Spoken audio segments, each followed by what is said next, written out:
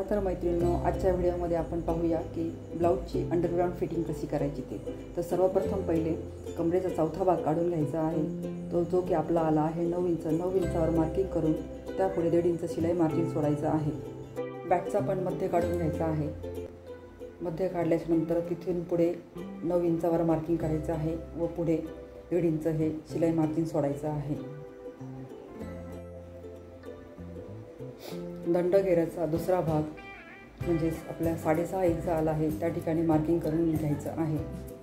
Blouse cutting करताना आपण छातीचा चौथा भाग काढला होता, त्या ठिकाणी कट मारून घेतला होता, त्या ठिकाणी आपल्याला मार्किंग करून घ्यायचं आहे व छातीचा चौथा भाग व कमरेचा चौथा भाग अशी सरळ रेष मारून घ्यायची आहे।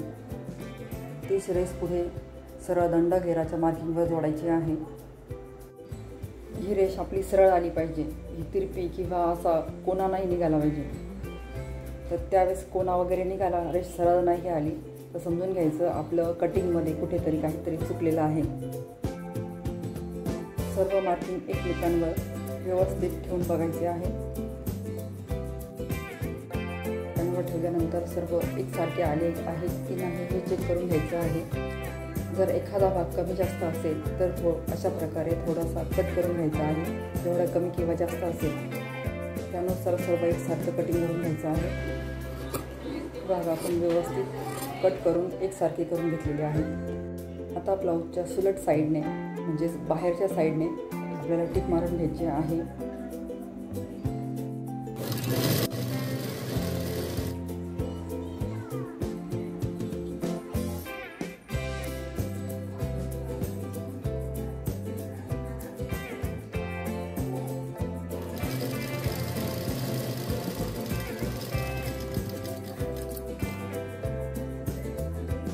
आता ब्लाऊज पट्टी करून आतल्या साईडने टिक मारून घ्यायची।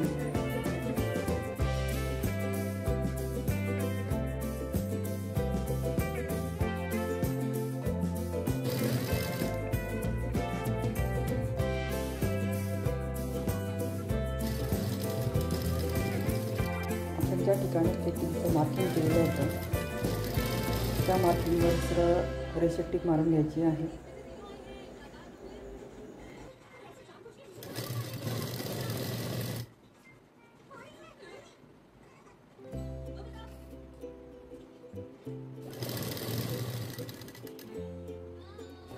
पाव इंचाच्या अंतरावर आपल्याला 3 टिपा मारून घ्यायच्या आहेत। अशा प्रकारे तुम्ही पाहू शकता एकदम सरळ आणि व्यवस्थित टिपा आल्या आहेत। बाहेरच्या बाजूने ही बाहीचा जॉईंट ही खालीवर नाही, तो एकसारखा आलेला आहे। अशा प्रकारे दुसरी साईड फिटिंग करून घ्यायची आहे। ही दोन्ही साईडची फिटिंग अगदी व्यवस्थित करून झालेली आहे। जर साईड फिटिंग हे व्यवस्थित नाही आली तर मुंढ्यामध्ये घोळ येऊ शकतो किंवा फुगा येऊ शकतो। व्हिडिओ आवडली असेल तर व्हिडिओला लाईक करा आणि चॅनलला सबस्क्राईब करायला विसरू नका।